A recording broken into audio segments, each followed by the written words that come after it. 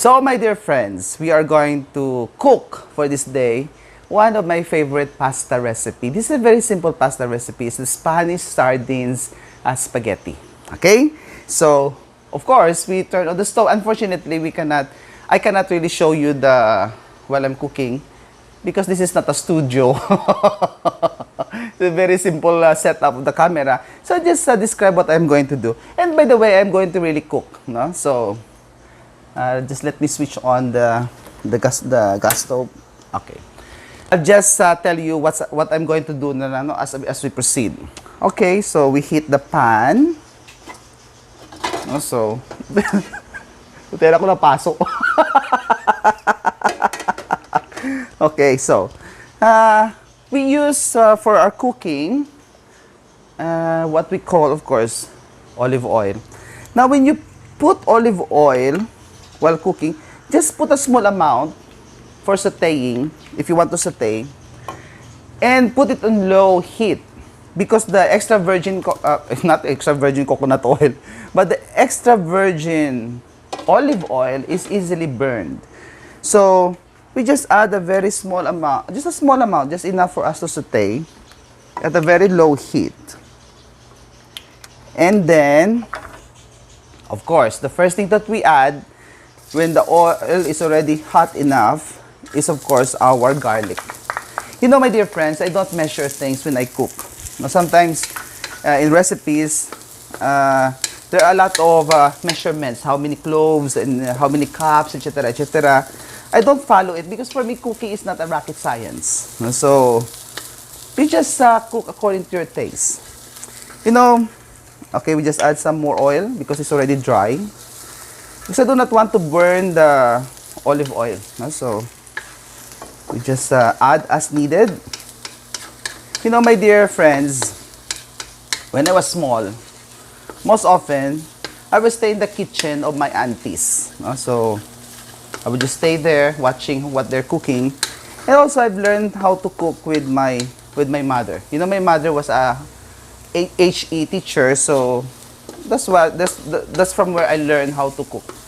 Okay, so as I said, just put some olive oil, enough for you to saute the garlic, and if it's dry already, if the oil is already evaporated, you just add, because as I said, olive oils are easily burned.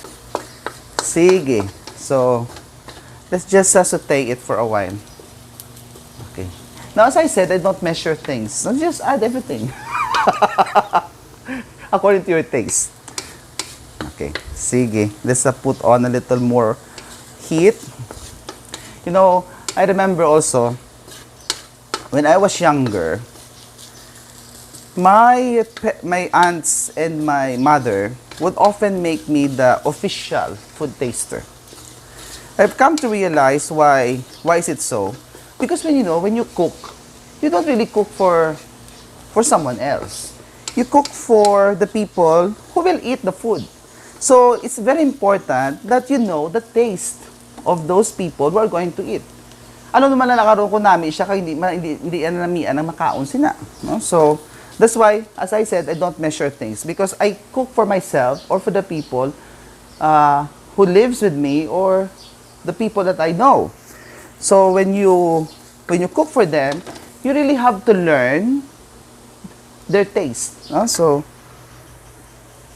because of course cooking is always done with love, and knowing the one who will eat, well, it's an act of loving.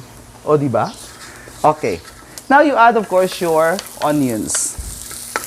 Again, the onions, you just enough for you to saute. It smells good. I hope you are with me in my kitchen. Okay, just saute it. And that is, just make it, just saute until it is a little bit glazy or a little bit brown. How I hope that you can see this. Pero hindi pa kaya ng studio natin. Sige. What else? We just put on some olive oil. And then, you can choose to add tomatoes or no tomatoes. Pero I want my tomatoes plump. So I will just add this after I put on the Spanish sardines.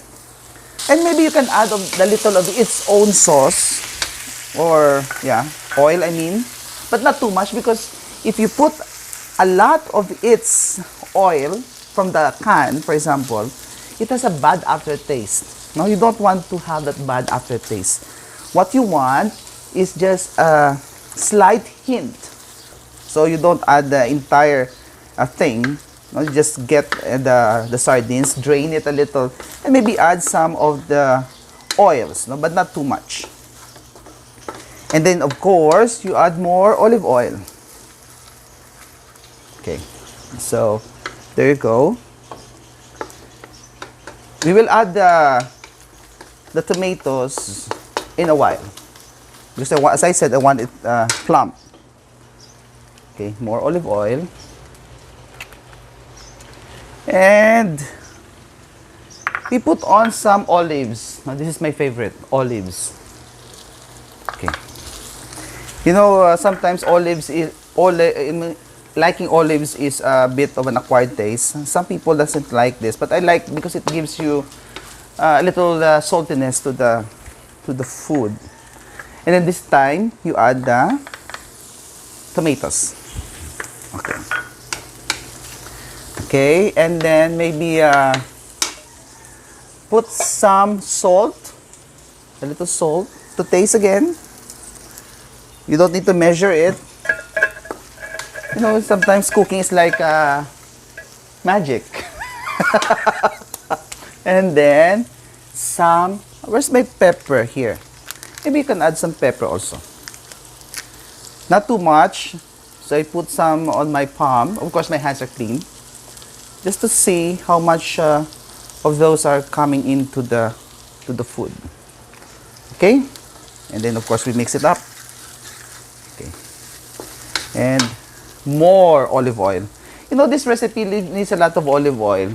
But the olive oil is healthy, so it's okay. I think more oil. Okay. Sometimes this is something I've learned while cooking. You know, I learned this from my mother, how to cook. And, you know, when you transmit things to your children, you transmit values and skills also. Okay. And then, we add the pasta. Okay, so, we add more olive oil. You know, this is an olive oil based pasta. So you need a lot of olive oils. Not too much, but just enough.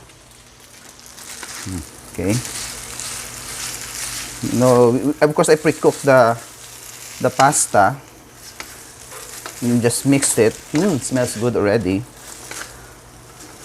Okay. You know, in a world that is oftentimes fast-paced, you know, sometimes we need to learn skills that are slow food cooking, no? Slow cooking, no? So, okay, there you go. And then some more basil. And I'll show you the finished product in a while. Okay.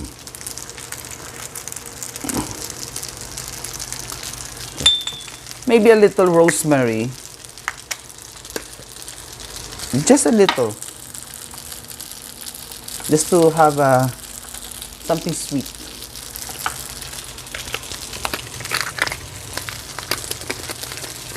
Okay. And then we turn off the heat. And it's done. No? Sige. And we need more oils just to have this recipe or this pasta sumptuous. Okay. So there we have it. A very simple pasta recipe that you can do anytime with a very economical way.